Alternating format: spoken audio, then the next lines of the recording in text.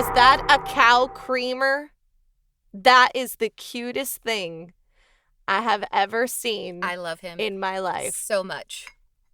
Oh my God. I first saw one when I was like 13 years old and watching the 80s TV show Designing Women, and they had one, and I was like, oh, Mama, we need one of those that's shaped like a cow.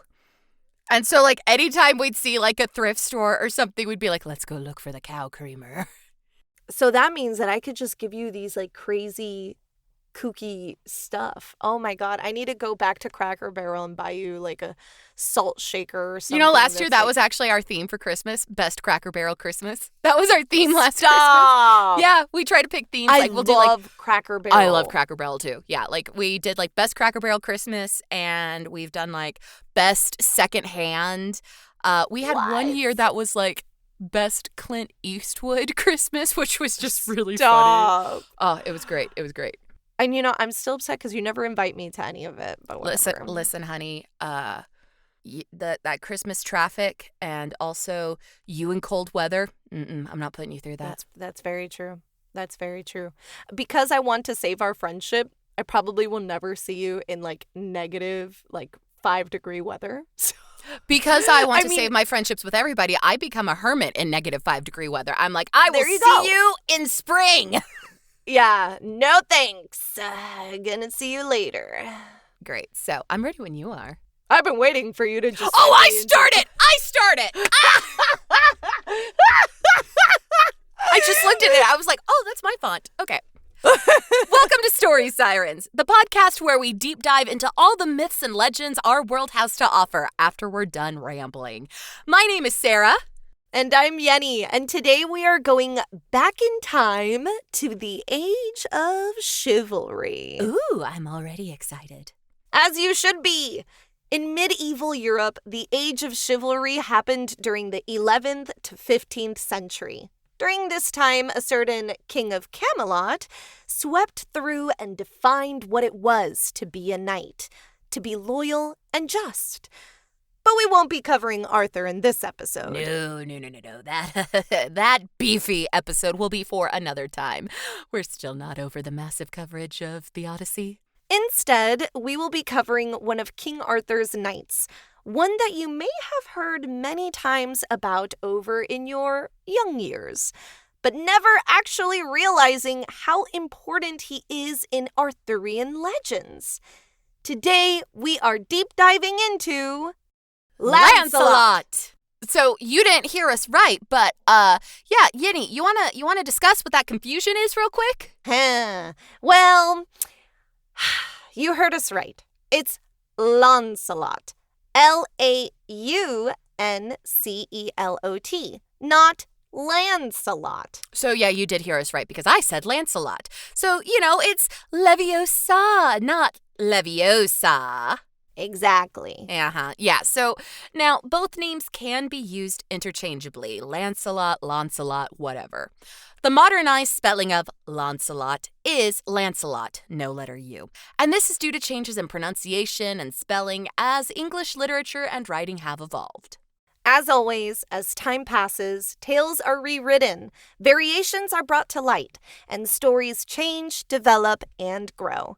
The tales of Lancelot we'll be covering today are found in Thomas Bulfinch's Mythology, under the Age of Chivalry. We're also going to cover portions of Le Morte d'Arthur by Sir Thomas Malory. Now, let's talk a bit more about Arthurian legend as well as Arthurian romance. Romance? Yes, and a quite scandalous romance for this episode. I'm so ready.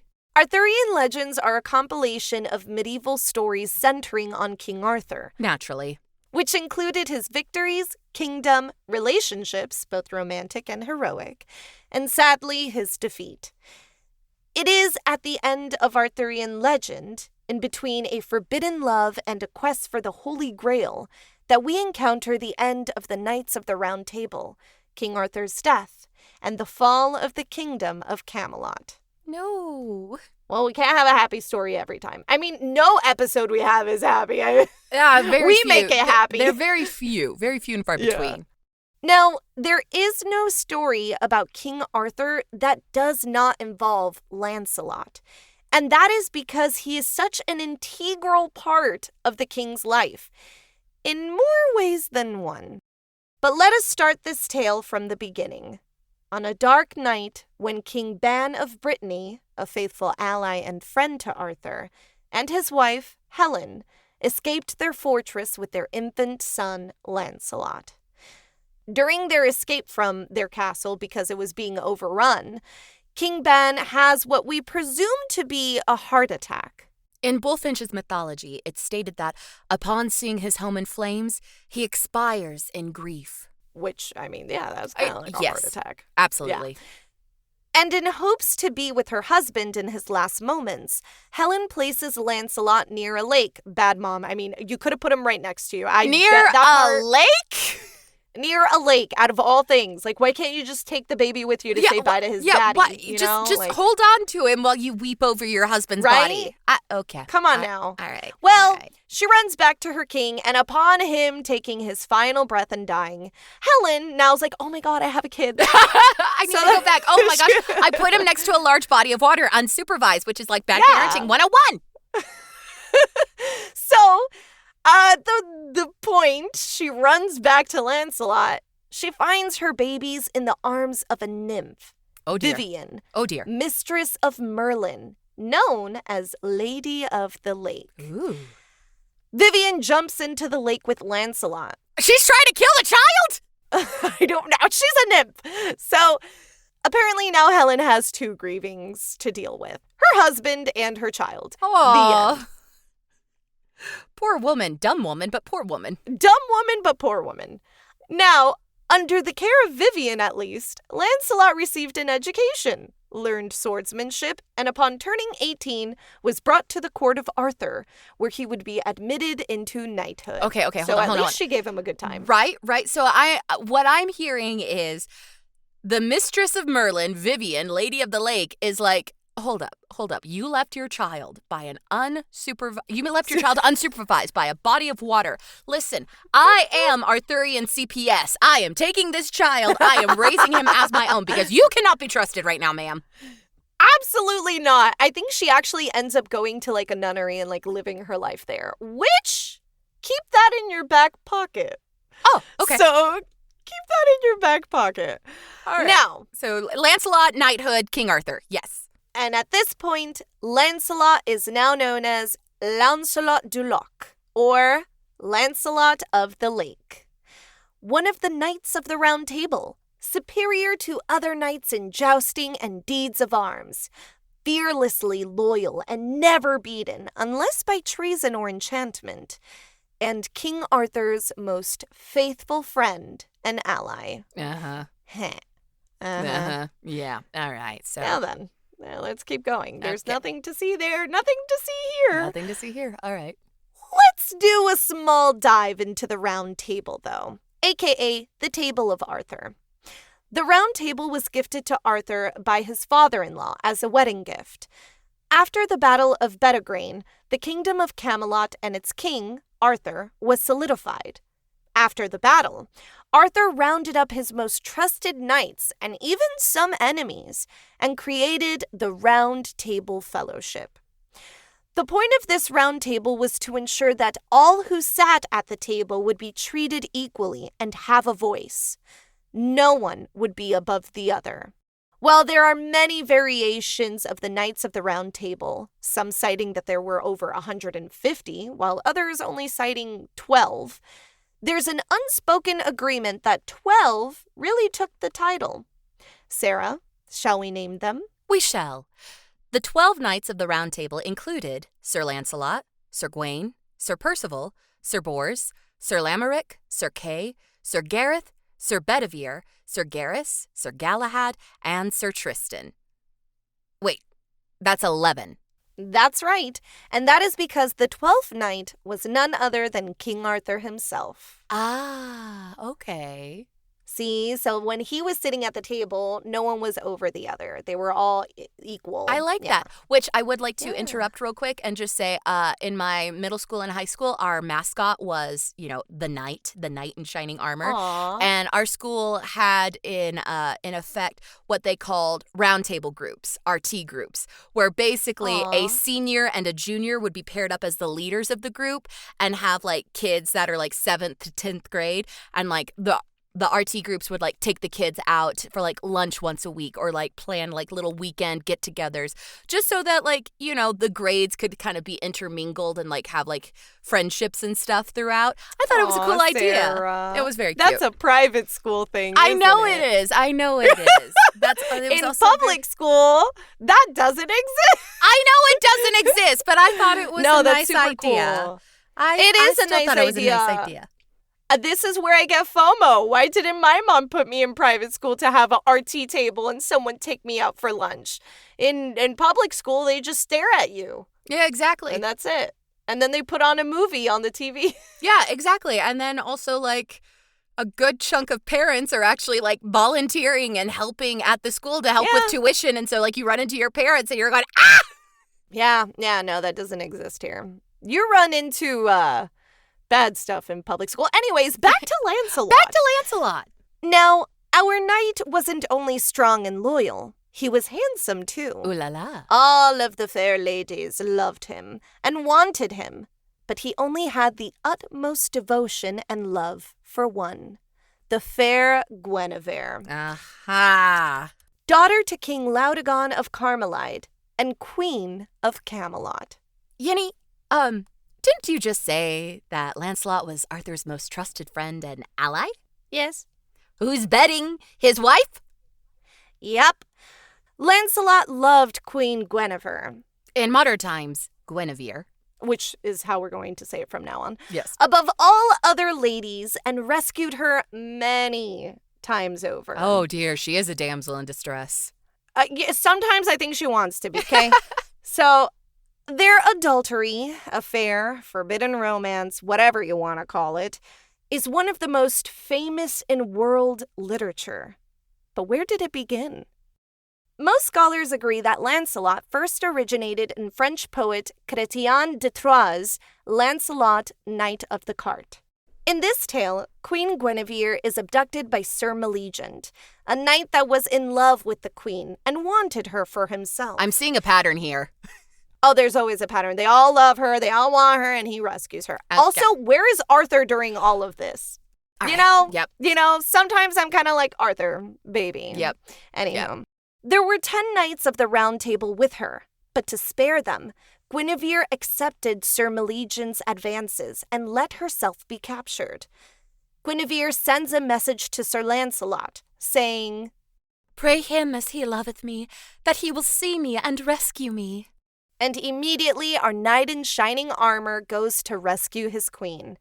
He rode his horse so fast that it died, and he continued on foot, not stopping until he reached her. Okay, why did she call for only Lancelot? Why is he so adamant on rescuing her? There's something going on here. Exactly, and you all know what that is. And though it is not written, it is implied that during this time, they were already secretly in love. Oh, okay. Most writings that I found, it was, they were already in love. There was already something going on. So, like, in the their background. love is already established by the time we're meeting them in literature. Got it. Yes. Okay. There is a portion where it could be that they first met, and I will cover that, but that came later on, as we're going to talk about, and as Sarah told me before we started this episode, there is story upon story, revision upon revision of Arthurian legend, and it just continues on. So there's a new chapter every other day. Of course. So, Of course. Now, while he's traveling to go and try to find Guinevere in this story, Lancelot meets a dwarf on the way, and the dwarf tells him he knows where Maleagant and the queen are. Here's the thing. A knight riding in a cart with a dwarf? Oh, the shame. Oh, the dishonor. Who cares? His girlfriend's in danger. Lancelot gets in the cart and goes towards Maleagant. Upon arriving and finally getting to his queen, They have a rather passionate time together before Lancelot tells her, okay, baby, come on, we gotta go. We gotta go back. But she refuses. She chastises him for riding the cart because where is his honor? Madam, he came to save you. I know, right? Lancelot tells her he'll fight Maleagant to obtain his honor and hers, which, by the way, she has no honor. You're like, you're messing with another guy, girl. Well, it's Come also like, it's kind of like right here she's trying to say like no scrubs, but also like, madam, madam. Now, the day comes and he's fighting Maleagant. Guinevere asks him to lose the fight to prove his love to her. Girl, Guinevere, you've got to be kidding me. You have Arthur, and now you have your hot side piece. Like, no, it's just not enough. It's not. I'm starting to have some issues with Guinevere. Oh, welcome to the club. Well, as he goes to lose, Guinevere changes her mind and tells him, no, baby, I need you to win, which he does. He's placed in jail, but Maleagant's sister lets him go, and thus begins another fight with Maleagant, where Lancelot cuts off his arms and then beheads him. Guinevere and Lancelot awkwardly embrace in public as this happens, because, their relationship is a secret. Oh, no. Somehow, even though it's blatantly obvious that the two of them are committing adultery, this story runs like wildfire and only strengthens Lancelot's fame in Arthurian legend. Poor Arthur. Yeah, man. Now, let's talk about the Lancelot Grail cycle, which was a series of 13th century French Arthurian romances that built upon each other to create the story of King Arthur, his knights, and the quest for the Holy Grail. In this cycle, upon Lancelot turning 18 and becoming a knight at the Round Table, he meets Guinevere and instantly falls in love with her. Of course. So in this specific cycle, we get that first encounter, right? Mm-hmm. He tells one of his closest friends about his feelings, to which his friend encourages him to tell Guinevere the truth. Bad friend. That makes bad sense. friend. Stop it. Yeah. Now, when he does tell her, he's surprised to find that Guinevere feels the same, and so begins the affair.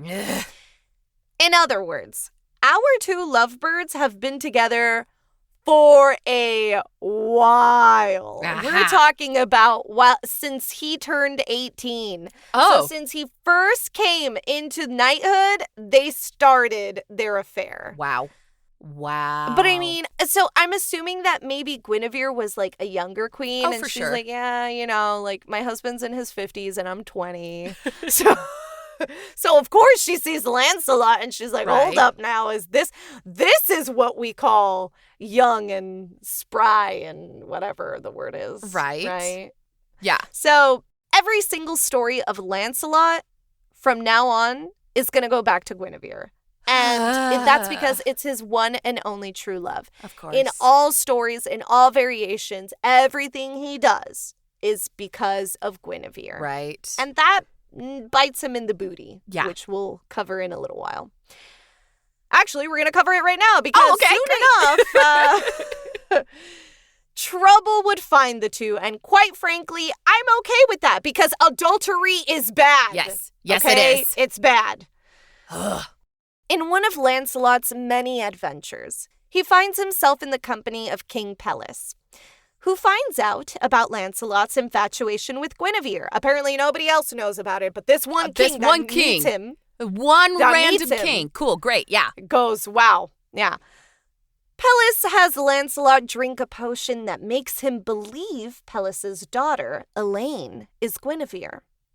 They have quite the steamy night. Oh, no. And though Lancelot is distraught about what he has done, upon Guinevere learning about his disloyalty to her, she rejects him. Cue Lancelot going into depression, wandering aimlessly with no hope. Elaine comes back, restores Lancelot's sanity. All is right. Oh, okay. Yeah, sure. Sure it is. Uh-huh.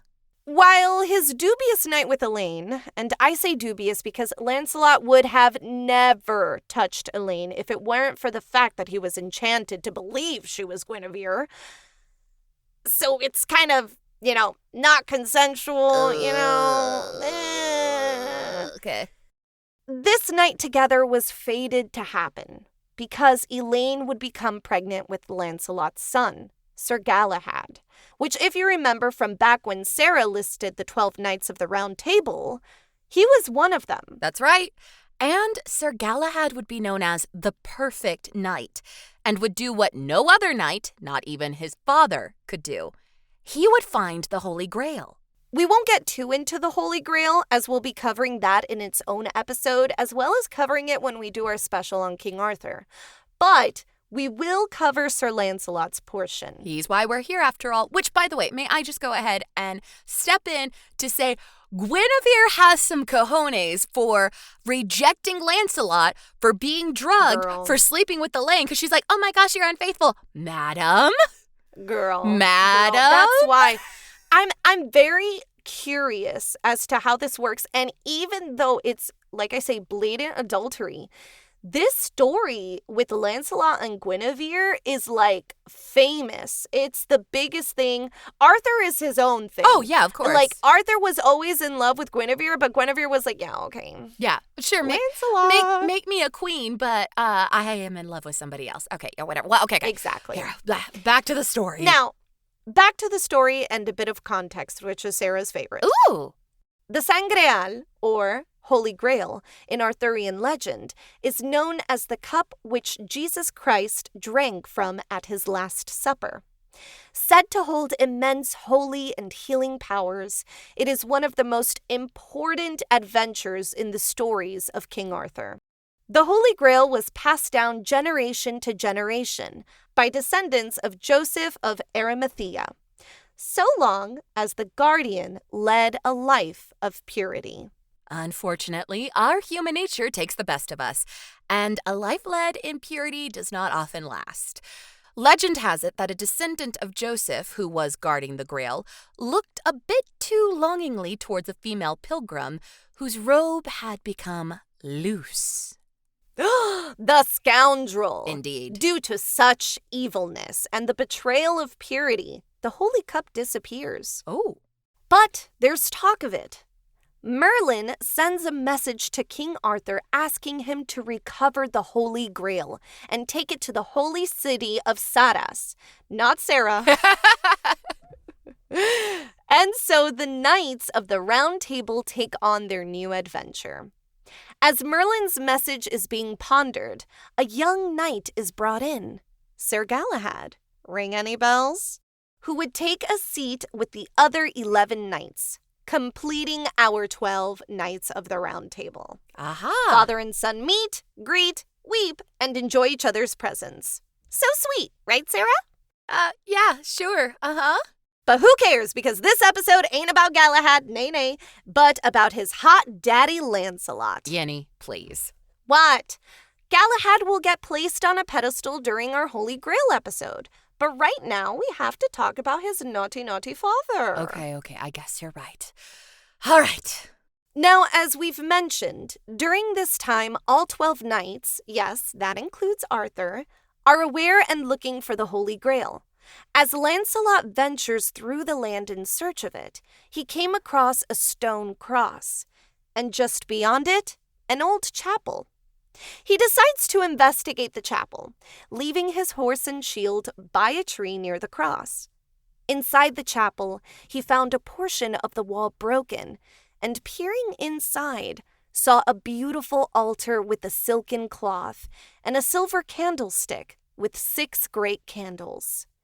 Seeing this altar made him want to go inside, but he couldn't find any way to get into where the altar was. All this wishing to be where the altar was made him sleepy, of course. So he walked back towards his shield and fell asleep by the cross. In a state of hypnagogia, where one is half asleep and awake, Lancelot watches a scene unfold in front of him. A sickened knight was complaining and praying to God for healing.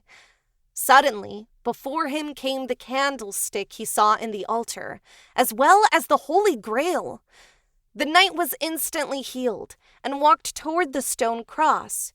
kissing it and thanking the Lord for this healing. The now healed knight pondered as to why the sleeping knight before him, Lancelot, did not awaken to see the Holy Grail or its performance. To which the knight's squire commented, I dare it right well say that this same knight is stained with some manner of deadly sin, whereof he has never confessed. We wonder what sin that could be. be. The knight and squire leave, and Sir Lancelot awakens, unsure of whether it was all a dream or not. I would like to mention that during a state of hypnagogia, you can have very realistic hallucinations. But this is a story, and I doubt hypnagogia was a thing in the medieval days. Nope, just a demon doing its thing to wreak havoc upon a poor human. Learn more about that in Season 1, Episode 8, Nightmares, Sleep Paralysis, or Demons. Great episode. All right. Lancelot does seem to have quite the guilty conscience, for he laments, My sin and wretchedness hath brought me into great dishonor. For when I sought worldly adventures and worldly desires, I achieved them. Now I take upon me the adventure of holy things. I see that mine old sin hindereth me. He never outwardly says his sin, does he? Of course not. He's a man. Lancelot, you know what your sin is. It starts with Gwyn and ends with Veer. Come on. Well, let's give our dear knight a chance. He's had chances.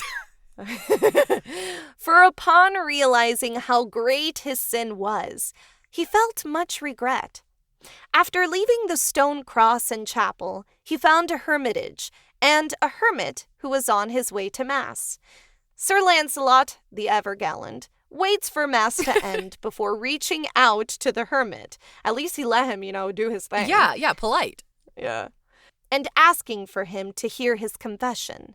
At this moment, he confesses all his life and the great love that he has for his queen, saying, All my great deeds of arms that I have done, I did the most part for the queen's sake, and never did I battle all only for God's sake. The hermit listened intently, and said, I will counsel you if ye will ensure me that ye will never come in that queen's fellowship, as much as ye may forbear. And Sir Lancelot promised by his faith that he would do as told. Yet, Sir Lancelot would be visited by the Holy Grail one more time, in another adventure. Now time has passed, and one night during his quest, he finds a castle. Nearing it, he heard a voice call out, Lancelot, enter the castle, where thou shalt see a great part of thy desire. We know at this time Sir Lancelot made the promise to never seek the queen again, and his sole purpose at this point is to find the Holy Grail. He went through the gates of the castle and was greeted by 2 lions, to which he drew his sword ready for battle. Again, a voice came through.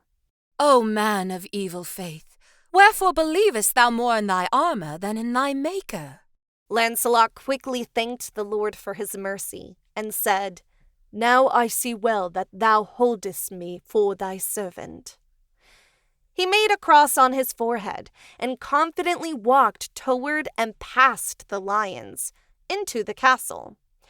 As he moved through the castle, he finally stopped by a chamber, which he knew within his heart that the Holy Grail lay in. He asked then, If I ever did anything that pleased thee, for thy pity show me something of that what I seek. The chamber opens, and a bright light comes through. Lancelot motioned to step forward, but a voice told him to stay where he was and not enter. From where he stood, he saw a silver table with the holy vessel, the Grail, on top, covered with red samite and surrounded by many angels. His wonder and faith were so great that Lancelot didn't notice himself stepping forward and entering the chamber. Immediately a breath mixed with fire came upon him, and he fell. 24 days passed, and Sir Lancelot awoke in the care of good people. Goodness. Yeah, it's like 24 days passed, and he was like, where the heck am I? Yeah. He found himself upset to have awoken, and when the good people asked what he saw, he responded, "I have seen great marvels that no tongue can tell, and more than any heart can think." The people commented that the quest for the Holy Grail was achieved, for no one else would see more than what Sir Lancelot had seen, and the knight agreed. He stated, "I thank God of his great mercy, for that I have seen, for it sufficeth me." With that, he traveled back to Camelot and found that many of the knights in search of the Grail had perished. While Lancelot agreed that his sighting of the Grail was enough, his son, Sir Galahad, and Sir Percival and Sir Bohort achieved the quest. As promised, that will be discussed in a later episode. But speaking of promises... Now that we find ourselves with Sir Lancelot back in Camelot, breaking the promise he makes to the hermit, he goes once again back to Queen Guinevere. Of course. Ay. My goodness. But now, it was not a secret so easy to be kept, for both the queen and her knight weren't too careful about their love. Uh-oh. Another knight of the Round Table, Sir Agravain, was just about done with this couple. And I mean, can we blame him? Someone's got to tell Arthur about this. And that Sir Agravain does. Yet Arthur could not believe it, not without proof. Poor Arthur. I know, right? So Sir Agravain set up a trap to catch the two in the act. But Sir Lancelot was ahead of the game and escaped, killing Sir Agravain in the process. Oh my gosh. Arthur at this moment had seen enough and could not doubt the affair any longer. During this time, adultery would mean death. Uh-oh. While King Arthur was in disarray, he knew that Guinevere must be held accountable for her actions, and ordered her to be burned to death. Oh! Also, real quick, what about Lancelot? Yeah, Does he not, hold on, yeah, both of them. Yeah, no. It's all about Guinevere. Guinevere's the one that gets burned to death. Yeah. Well, I mean, she is the married party. This is true. Yeah, but both of them, my gosh. Ugh. Yeah, both of them should be. As Guinevere was led toward her doom, Sir Lancelot and his followers stage a coup and rescue Guinevere, taking her to his castle in his land. During the coup, Sir Lancelot and his followers kill the knights taking his lover to her death, some of whom were unarmed. Bad choice. Bad choice. Soon thereafter, another knight of the Round Table, Sir Gawain, tells King Arthur how Lancelot slew his brethren. They both weep, and Sir Gawain makes a promise. "From this day I will never fail Sir Lancelot until the one of us has slain the other. I will seek Sir Lancelot throughout 7 kings' realms, but I shall slay him, or he shall slay me." Arthur agreed to go with him to slay Lancelot, and so the two planned the battle. Many weeks pass, and soon King Arthur, Sir Gawain, and their followers come to Lancelot's castle. To be fair, Lancelot does not try to fight them, but no matter what, a battle still commences. Lancelot tried as hard as he could to not harm the king or his party, and upon reaching King Arthur, one of Lancelot's followers is about to wound Arthur, but the knight stops him. "Touch him no more," Lancelot said, "for I will never see that most noble king that made me a knight either slain or shamed." Really, Lancelot? You shamed him by taking his wife. I agree. King Arthur looked to Sir Lancelot and wept, thinking about the great courtesy that this knight held, more than any other man. You've got to be kidding me. And so the king leaves and both parties retreat. Are you serious? This can't be it, Yenny. Just like that? I wish I was lying. Oh I'm my like, gosh. Dude, oh Arthur. My gosh. Oh my gosh. Arthur, please. Okay. Come on. I'm clapping because I can't. Yeah. I don't get it. All I right. don't get it. But you know what? Right. Did you know maybe King Arthur and Sir Lancelot had their own little thing going on? I'm not sure. wondering. Okay. I'm wondering. Maybe Lancelot was on both sides. You know what I'm talking about? Because that feels more... Because he weeps. Those pheromones. King Arthur weeps. Those pheromones. Yeah, bro. I'm like, bro. Sir. All right. I have no idea. So what happens after this? No, what happens after this is even crazier. Oh, no. The news of this battle spreads like wildfire, reaching the Pope. The Pope? Okay. All right. All right. Considering the great goodness of King Arthur and of Sir Lancelot. And? Yeah, all right. All right. The Pope sends a noble clerk to King Arthur, telling him to take back Queen Guinevere and make peace with Sir Lancelot. Yenny, I'm about to flip a table. Girl. Okay. I can't talk. So, in the span of 1 year, peace was made, and Guinevere went back to King Arthur. Uh-huh. Sir Lancelot left King Arthur and took his own followers, which included some of the Knights of the Round Table, to his own country. Okay. All right. But peace would not last. Of course not. Yet again, the two, Arthur and Lancelot, would cross paths, mainly due to the hatred Sir Gawain, now closest to King Arthur, had for Lancelot. Which, honestly, I'm on Sir Gawain's side. Like, Sir Gawain's like, Arthur, bro, what the F? Like, what are you doing? Like, he stole your woman. Yeah. Like, be mad. Yes. King Arthur and Sir Gawain would go to Lancelot's country and wreak some havoc. Lancelot's followers asked if Lancelot would teach them a lesson. But Lancelot refused. He instead tried to send word back to King Arthur to form a treaty, which Sir Gawain heavily disagreed upon. When Sir Lancelot received the news of the lack of a treaty, he wept. See, too much crying. I think there's more of this love story, okay? There's a love triangle going on here. Right. Soon enough, Sir Gawain found himself at the gates of Lancelot's castle, ready to slay the knight. A fight soon commenced, but Sir Lancelot did not try to harm Sir Gawain. They fought for hours, and finally Lancelot made Sir Gawain fall. When Sir Lancelot refused to give the final blow, Sir Gawain asked, "Why withdrawest thou, false traitor? Turn and slay me, for if thou leave me thus, when I am whole again, I shall do battle with thee again." Lancelot only looked at him and said, "I will never smite a felled knight." Oh, how chivalrous. Uh-huh, yeah, all right. The battle ended with Lancelot going back to his castle and Sir Gawain being taken back to King Arthur. All right, guys, we now reach Le Morte d'Arthur by Thomas Malory, the story of how our King of Camelot meets his end.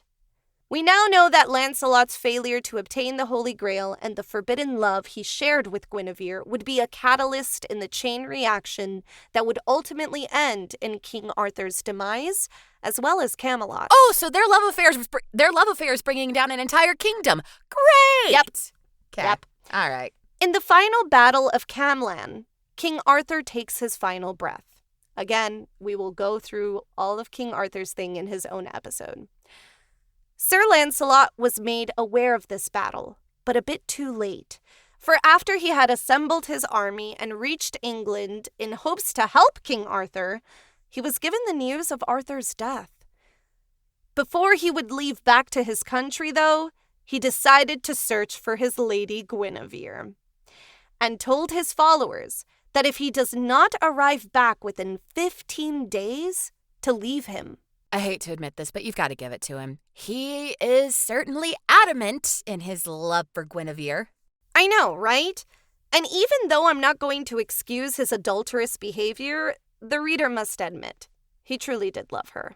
And it seems that love was returned, because Guinevere always went back to him, too. Well... Oh, all right. What Lancelot did not know is that upon hearing of her husband's death, Guinevere went to Almasbury and became a nun, taking great penance for her sins. Finally. Okay. In her time there, she becomes an abbess and the ruler of the nuns. Oh, all right. Well, Lancelot's about to get a rude awakening, huh? Uh-huh. Lancelot finds Guinevere, which real quick, if King Arthur died and Guinevere had enough time to become not only just a nun, but the ruler of nuns. But the abbess? Yeah, how long did it take Lancelot to receive that news? Because you don't just become abbess overnight. No. Oh so, God. like, he came late. Yeah, for sure. So, Lancelot finds Guinevere at the nunnery, and upon seeing him, her love for him overwhelms her. But not enough. When she is able to collect herself, she meets Lancelot and says, "For all the love that ever was betwixt us, thou never see me more, but return to thy kingdom and take thee a wife, and live with her with joy and bliss, and pray for me to my lord, that I may get my soul's help." Yet Lancelot shook his head and refused, saying, "The same destiny that ye have taken you, to will I take me unto, for to please and serve God." And so, with much sorrow, they parted. I wish the listener could see how much I'm rolling my eyes. Like, I can't. Well, don't be surprised, because there's one more coming. Of course there is. Lancelot would find himself upon a hermitage and chapel, and with a heart full of sorrow, he kneeled down and asked for the hermit to shrive him, which he did. And Lancelot stayed there serving God day and night, just like Guinevere was doing at the nunnery. Days passed, and Lancelot's followers came looking for him, only to see him fully devoted to his new life. Sir Bohort, one of Lancelot's closest allies, decided to follow in his footsteps, and soon after, more left their lives to repent and live as Lancelot was living. This went on for 6 whole years. Okay, all right. One night, Lancelot had a vision of Guinevere's death, and upon asking the hermit if he may go, the hermit obliged.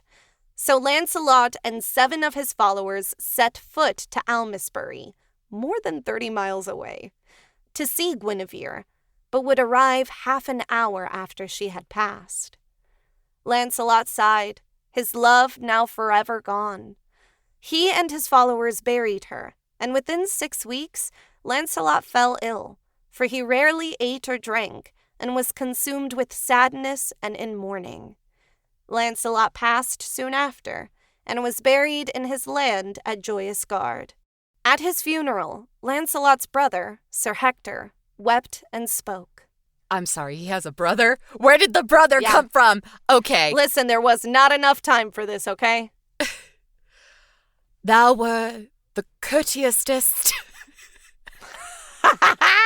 I'm writing it exactly how it was. All right. Thou were the courteousest knight that ever bare shield, and thou were the truest friend to thy lover that ever bestrode horse, and thou were the truest lover of a sinful man that ever loved woman, and thou wert the kindest man that ever struck with sword. What? Yeah. Truth be told, his brother said a lot more things, but we're short on time, and Lancelot's story is kind of giving me a weird, tragic romance? Like, kind of? Romeo and Juliet vibe? Yeah, like, this is all very, like, I have heard so frequently people refer to Lancelot and Guinevere as this wonderful love story to strive towards, a lot like how people refer to Romeo and Juliet. But no, both of these stories are just tragic. They are sad, They are tragic, they are avoidable. That's all I'm going to say on Completely. that. That's completely avoidable. All right. And thus ends the tale of Lancelot, so deeply interwoven into King Arthur's story, surpassing King Arthur's death, and being the closing scene of Le Morte d'Arthur. There's a lot to be said about Lancelot, as you guys know. Yeah. He was the most perfect, imperfect knight of the Round Table. For his undying love for Guinevere ushered in massive loss to all those whose lives Guinevere and Lancelot touched. And while his love for Guinevere tore him, aside from that, he truly was a courteous and chivalrous man. Perhaps this is why he was so beloved, right? Even now. Yes, he has faults, but in the end he does repent, and he does seek forgiveness, and is willing to be a better man. This is, again, back to the whole tragedy of it all. Lancelot is this tragic character. We are frustrated with him. We are annoyed because he is so human, and yet he's still trying to abide by these rules of chivalry by, like, not striking down a knight who's already fallen and, you know, trying to form a peace treaty and trying to do good by his king, by his friend, but, like, not being able to overcome, like, this one massive obstacle. It's so frustrating. He's so human, and that makes him so tragic. And I wonder, too, like, upon hearing King Arthur's death, he was distraught by that, but perhaps in him he thought, well, now I can be with Guinevere. Oh, I'm because sure. Because now there's nothing stopping us. Mm-hmm. You know, she's no longer married. She's a widow. Yeah. So imagine the distress when he gets there and she's a nun. Right. So it's like another obstacle. He never did fully have Guinevere to himself. Mm-hmm. Only for short instances. Yeah. Even though his love for Guinevere should be frowned upon, it is a story that's revered by most, and again, holds the title as one of the most well-known romances in English literature. A fun fact, Malory's Le Morte d'Arthur is actually considered the first novel in English and the first in the Western world. It truly does give us a packed story with so many layers, character growth, and full circle, like, ending. It's just amazing. I'm sorry. It's just Lancelot's been a lot. I'm kind of fried. Oh, honey, so am I. So why don't we move to modern media? Yeah, we definitely should. Listen, as I told Sarah in the beginning, Lancelot was more like Lance Yenny lost a lot of sleep. So, yeah. All right. Well, for modern media that you should all check out, the film First Night from 1995, directed by Jerry Zucker, stars Richard Gere, who is absolutely swoon-worthy. So, you know, in so that hot. instance, we get it, Guinevere. We get it. Yeah, we do. And really, it does cover the love of Guinevere. It actually kind of starts from the beginning when he first meets her. I mean, the story doesn't quite follow Bulfinch's mythology. It's another type of variation, but it's mainly about him and Guinevere. Camelot, the Legend, 1998, directed by William R. Kovalchuk Jr., is an animated film that details the events of King Arthur, including the affair between Lancelot and Queen Guinevere.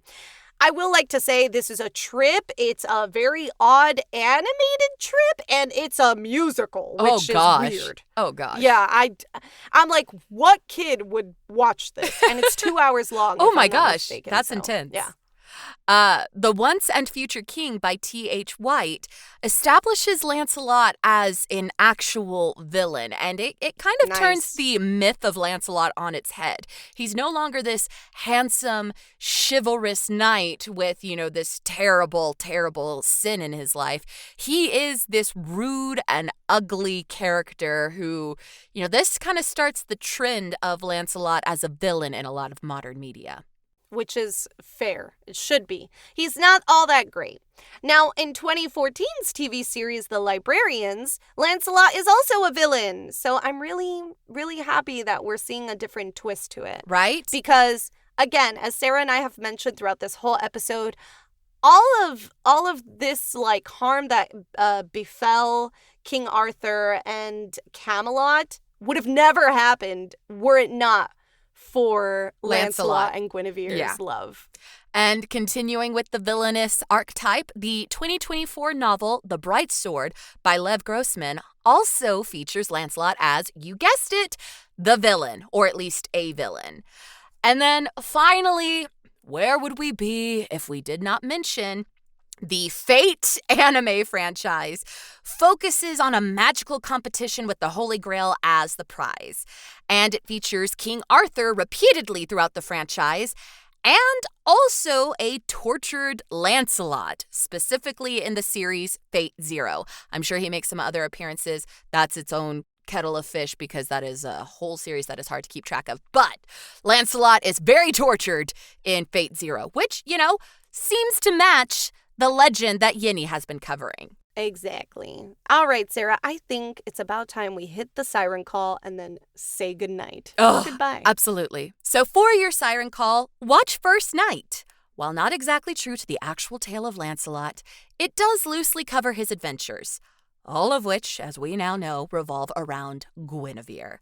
The movie is available free to stream on Tubi. Woo!